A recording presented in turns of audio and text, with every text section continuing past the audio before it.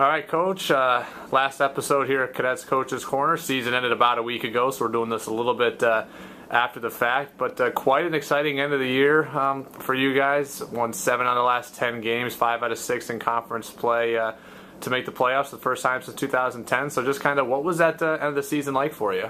It was exciting. Nerve-wracking a little bit at times, but exciting. The kids came together, played real well as a team.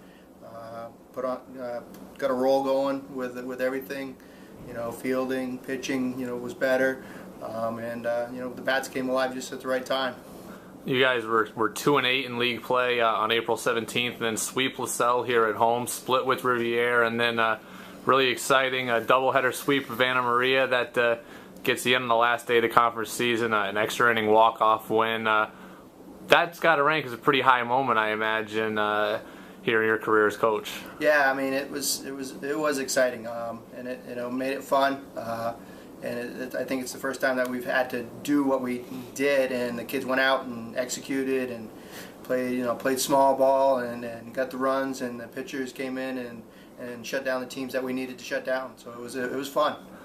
And the playoff game against Suffolk, who was heavily favored, 3 seed on one of the best lineup in the GNAC, actually held a 5-0 lead.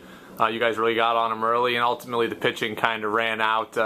Everyone was a little bit spent just on getting there. But how important do you think it was for the guys to see that they're capable of playing with and really outplaying a team of that caliber? I think it's real good for the guys that are returning to see that, hey, we can play with those teams at the top of the league.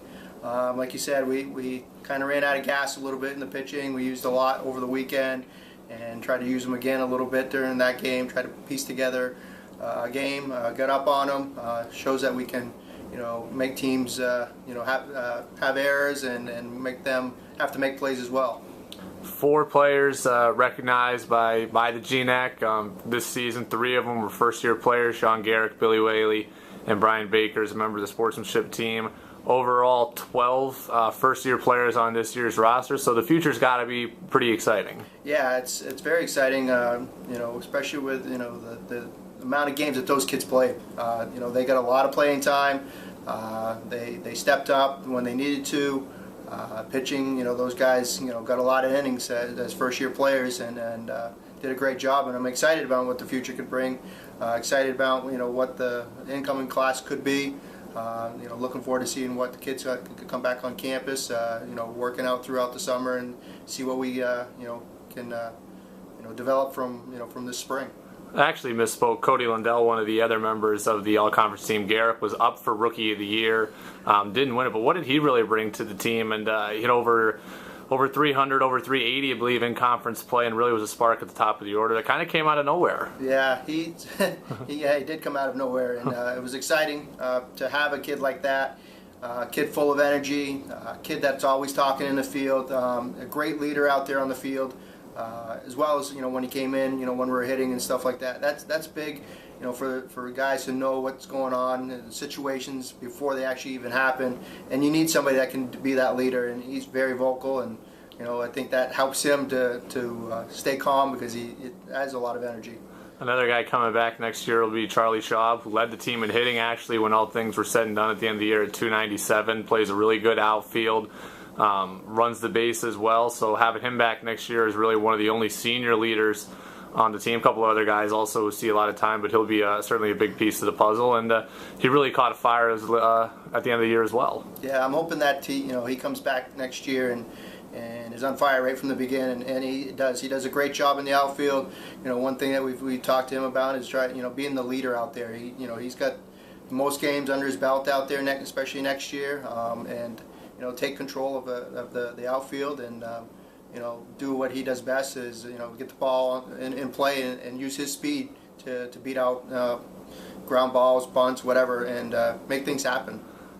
Those are the guys that are coming back. We'll talk about a couple of the guys that are leaving here real quick. Sam Philbrook was really the most consistent pitcher that you guys had this year, and then Dustin Shimkus, also third-team All-GNAC, multiple years on an All-GNAC team, All-Conference, program leader in hits, doubles, second in RBIs, third in runs scored. So certainly you're bringing a lot back, but those two guys in particular that you're losing are going to be tough to replace. Yeah, I think they did a good job of leadership. This was Sam's best year on the hill. Excited to see him have a good end to his career on the mound. I'm going to miss those guys. I'm going to miss this whole senior class. They did a great job this year of leading, and hopefully they instilled in the players that what it's going to take for us to get to the next level. All right, so last question, we'll get you out of here on this. What exactly are you hoping to see when fall ball comes around, and what are the expectations going into next year? I want us to see, I want us to be at least where we ended up at the end of the season. I plan on, I know the guys, quite a few of the guys are planning on playing this summer.